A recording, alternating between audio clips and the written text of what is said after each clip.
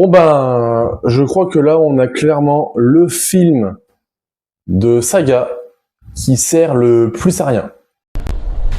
C'est quoi ces trucs? Ils aident le mosasaure. Ils défendent le territoire, ils traquent, ils chassent. J'aime pas trop ce que je viens d'entendre.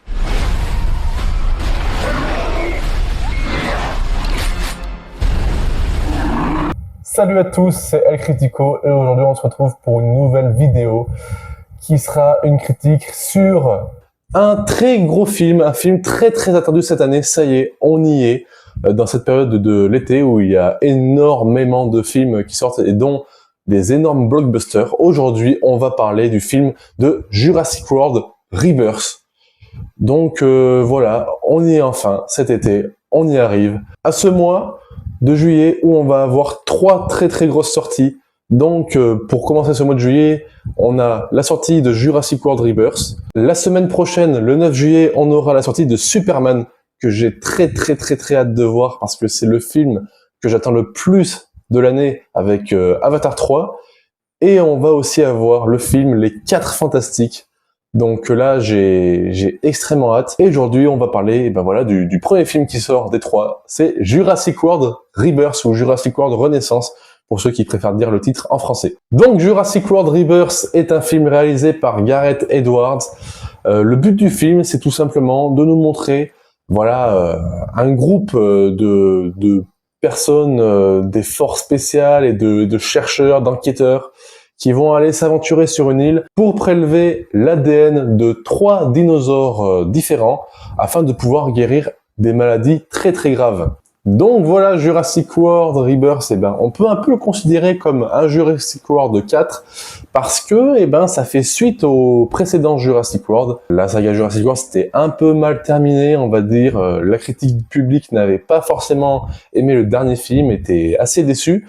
Et là, écoutez, ils voulaient relancer la saga en faisant cette espèce de suite, en incluant, cette fois-ci, dans ce film, des dinosaures pas comme les autres. Des dinosaures qui ont été ratés par la science, des dinosaures qui sont devenus des mutants, et qui ont été abandonnés tous sur une île qui est interdite d'accès, et forcément, ces chercheurs-là vont aller tout simplement prélever les ADN des dinosaures sur cette île. Donc on a cette nouveauté où cette fois-ci, on n'est pas confronté vraiment à des dinosaures, mais plus à des dinosaures qui sont des caractéristiques un peu spéciales, un peu de monstres. C'est tout simplement les expériences ratées que nos protagonistes vont devoir affronter.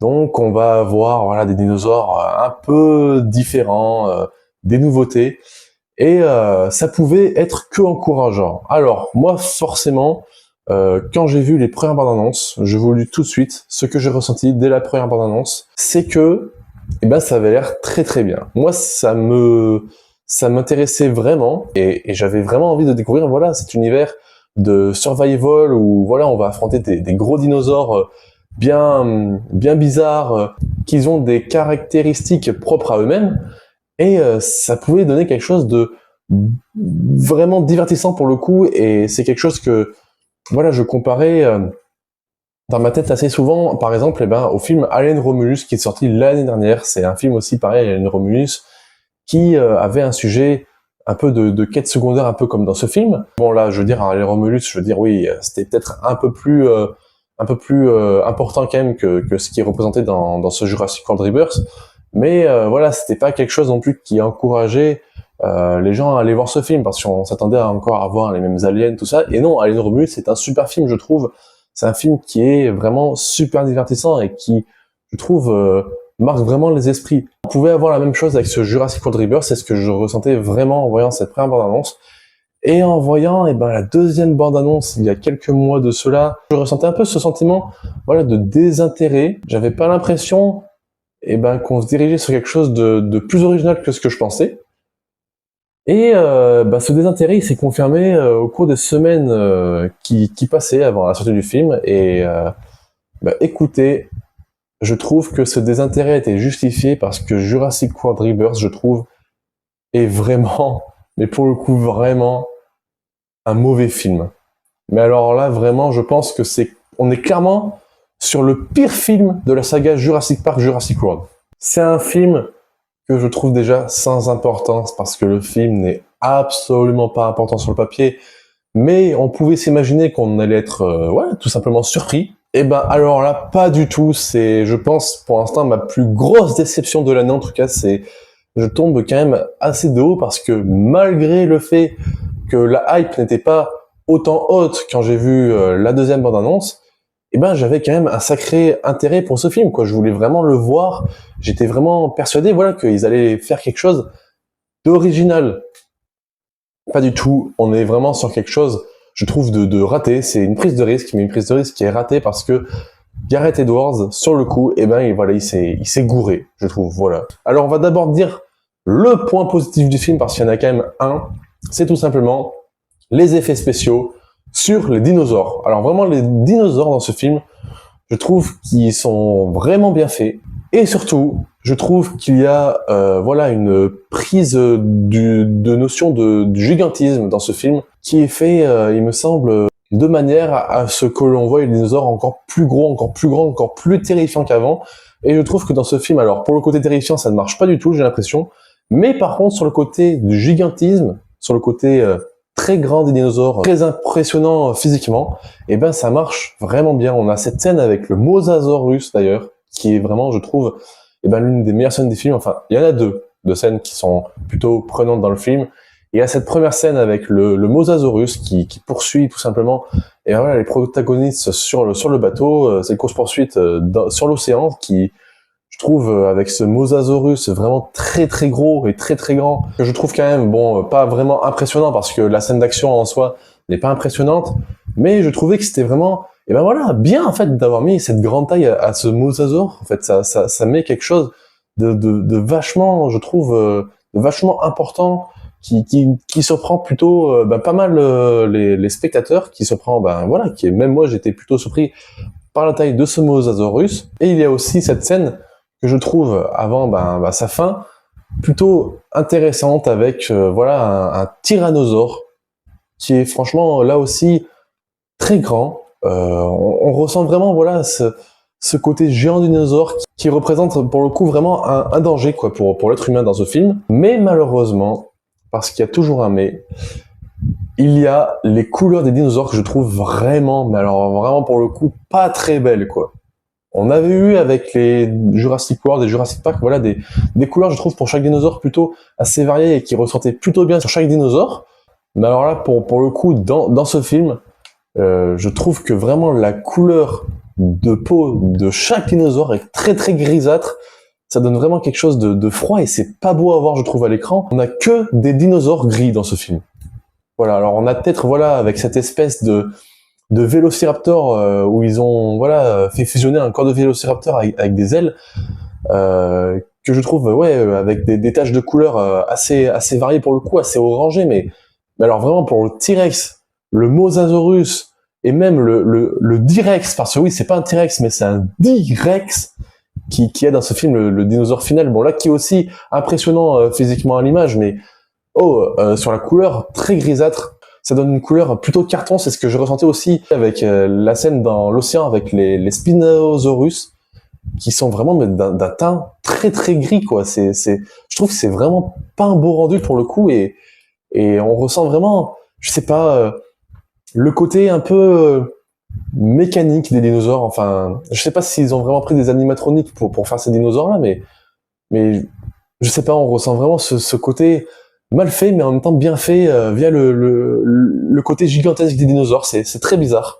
Et alors oui, en parlant des dinosaures, je trouve qu'on n'a pas vraiment de diversité en termes d'espèces de dinosaures. Voilà, par exemple, aux deux premières trilogies, on avait quand même par film beaucoup d'espèces de dinosaures et en masse quoi. Enfin, ils agissaient souvent en masse, par exemple, comme les Vélociraptors qu'on ne voit absolument pas pendant ce film.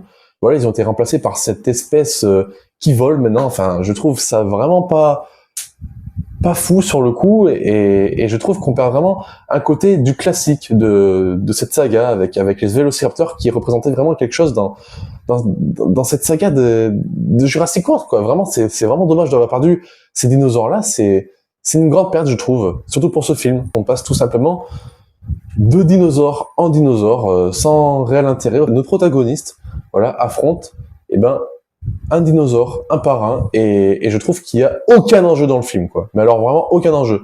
Alors, on peut peut-être ressortir le fait que dans les deux premiers, surtout dans le premier Jurassic Park, eh ben, qu'il n'y avait pas non plus tant de dinosaures que ça, quoi. Mais les dinosaures dans Jurassic Park étaient importants. Ils avaient une importance dans le film.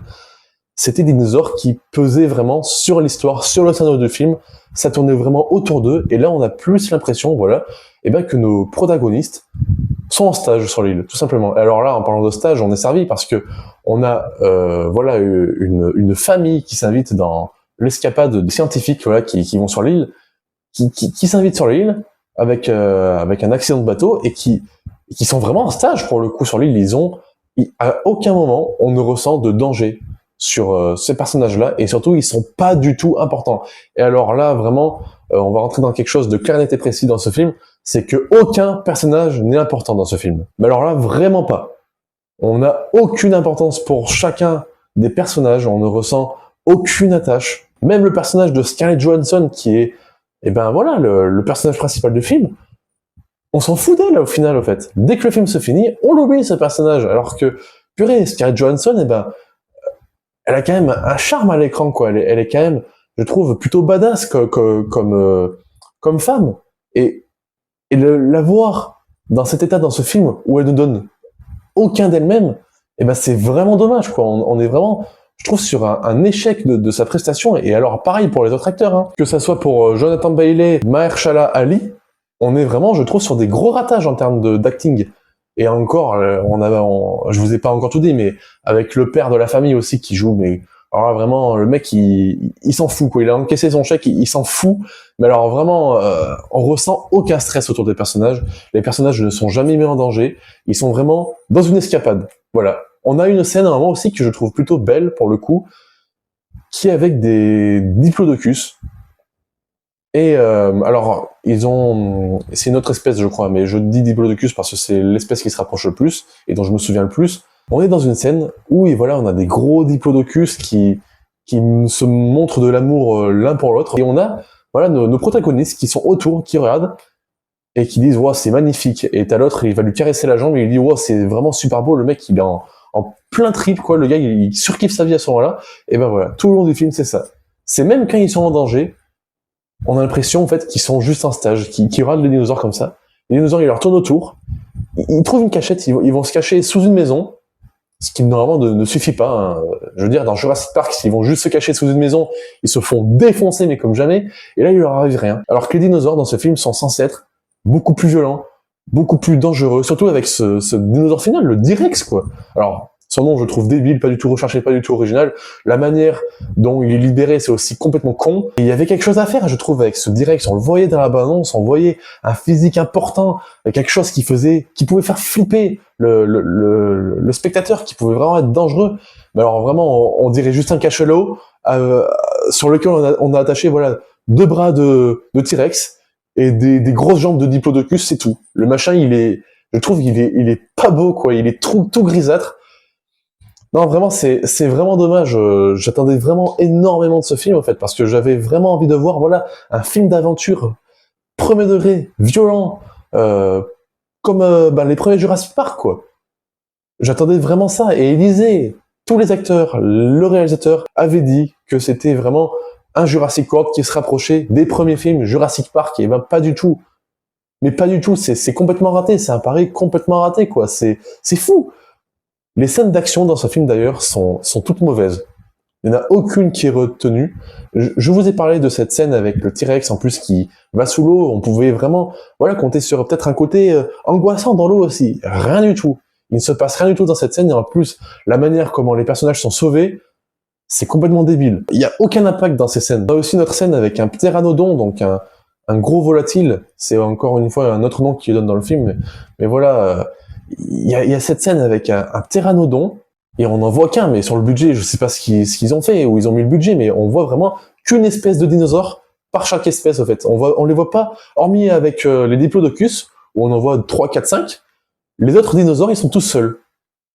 Alors je sais pas si c'est fait exprès, je sais pas, mais avec le fait qu'ils nous teasent une suite, Je sais pas, franchement, je sais pas où on va, je sais pas quelle va être leur excuse d'avoir montré autant peu, voilà, d'espèces de dinosaures par catégorie. Pour revenir avec cette scène du pteranodon, là aussi on aurait pu avoir une scène, voilà, en suspension, dans les airs, une scène spectaculaire, on n'a rien du tout. Et en plus, il y a un personnage qui doit mourir 1000 fois dans cette scène, qui est sauvé par le pouvoir du scénario, mais alors d'une manière complètement débile là aussi, c'est aberrant. Toutes les scènes d'action, je trouve, sont assez désastreuses. On a cette scène d'introduction, je pense, c'est la pire scène d'introduction que j'ai vue dans un film en 2025. Non mais sérieusement, c'est comme si, je sais pas, le réalisateur, il était derrière l'écran, il nous envoyait cette scène nulle dans la gueule et il se moquait de nous, quoi, à travers l'écran. Je sais pas, moi j'ai vraiment perçu comme ça, c'est vraiment amené d'une manière débile, quoi. Et tous les personnages dans ce film, d'ailleurs, sont débiles, il y en a aucun qui est attachant, il y en a aucun qui a du charisme, il y en a aucun qui est badass. On a tout le temps, normalement, avec des films de survival, des films d'aventure, de science-fiction comme ça, on a tout le temps, voilà, un ou deux personnages qui sortent du lot. Là, on en a aucun qui sort du lot, il y en a aucun qui sauve la mise, quoi. Même Scarlett Johansson, dont j'attendais beaucoup dans ce film, ben voilà, il y a rien, c'est mou, quoi, c'est mou.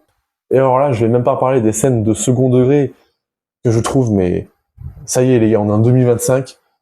Ça fait depuis 2017, les scènes de comédie dans des films de science-fiction et d'action sont démodées. Vous continuez de forcer avec ça.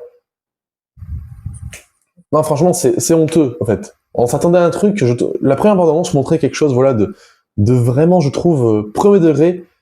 Et non, le film est à des moments complètement second degré en suivant, voilà, les traces de cette famille dans cette aventure, mais c'est même pas une aventure, ils sont vraiment en stage, mais chaque moment avec cette famille qui est passée, c'est une scène, à chaque fois, de second degré. Il y a tout le temps un moment où on se dit « Ah là, on doit rigoler ». C'est pas drôle. En fait, c'est normal qu'on rigole pas, c'est pas drôle.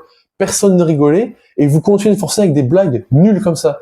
Personne ne va rigoler dans ce film à ces blagues. Je sais pas qu'est-ce qu'elle c'est que cette tentative de vouloir tout le temps faire des blagues à chaque fois dans des films de science-fiction, des films d'aventure. Ça ne sert plus à rien. Depuis 2017, ça ne sert plus à rien. Arrêtez avec ça. Et alors là, la cerise sur le gâteau, la scène finale. La scène de course-poursuite avec le Direx, elle est d'une débilité.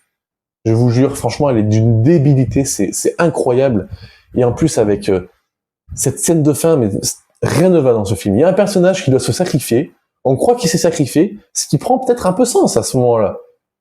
Et non, finalement, ce personnage, eh ben voilà, n'est pas sacrifié, il est complètement vivant, et ils réussissent tous à partir de l'île à la fin du film, tous vivants. N'allez pas me dire que les personnages sont traumatisés, parce que vraiment, ils étaient vraiment en escapade, ils étaient vraiment en stage dans ce film, quoi. Par rapport à tout ce que les autres personnages des deux autres trilogies de cette saga ont vécu, ils ont vraiment vécu 5% de tout ce qui est arrivé aux anciens personnages, quoi. Et à la fin, on essaye de nous faire croire, en fait, qu'ils sont tristes, qu'ils sont en train de pleurer. On essaye, voilà, de nous attacher à ces personnages, mais ça ne marche pas. Parce qu'il n'y en a aucun qui a pris de l'importance dans ce film. Et à la fin, ils pleurent tous alors qu'ils ont rien eu dans ce film. Aucune blessure, aucune prise de risque, aucun moment où il y en a au moins un des personnages qui a failli mourir, et ils pleurent. Aucun enjeu dans ce film. Et ils pleurent à la fin. Et alors là, il y a la musique en plus de Jurassic Park qui se balance, cette musique culte, et l'écran noir qui s'affiche. Non, c'est complètement débile, franchement. Franchement, moi je vous dis, si vous aimez les dinosaures, les films, voilà, de science-fiction, essayez quand même d'aller le voir, de vous faire votre propre avis, parce que je sais qu'il y en a qui surkiffent juste le fait de voir un dinosaure à l'écran, ils vont surkiffer le film. Mais alors, si vous vous attendez à un film réfléchi, à un film avec un très bon scénario, même avec des scènes d'action divertissantes, ne vous attendez à rien. Franchement, je vous le dis, économisez votre argent, ne vous attendez à rien parce que vous allez être sacrément déçus. Voilà, je n'ai pas plus de choses à dire sur ce film, qui est pour moi un ratage complet. Franchement, c'est vraiment dommage, et ce film n'a aucun intérêt au fait à exister, il n'apporte aucune importance. Non, c'est vraiment dommage, je m'attendais vraiment à quelque chose d'épique, quelque chose de très premier degré. Finalement, on a un film pour gamins et qui n'apporte aucun enjeu, quoi. Vraiment, c'est une très grosse déception et je suis vraiment déçu. En tout cas, nous, on se retrouvera en tout cas pour la critique du film Superman. J'ai vraiment très très hâte de voir ce film, en tout cas, je l'attends. La hype est toujours aussi grande. On en parlera la semaine prochaine. En tout cas, voilà, pour ceux qui ont aimé Jurassic World, n'hésitez pas à me le dire en commentaire. Pour ceux qui n'ont pas aimé, eh ben, surtout vous, dites-le moi en commentaire aussi. Je vous dis à la prochaine. C'était El Critico. Salut!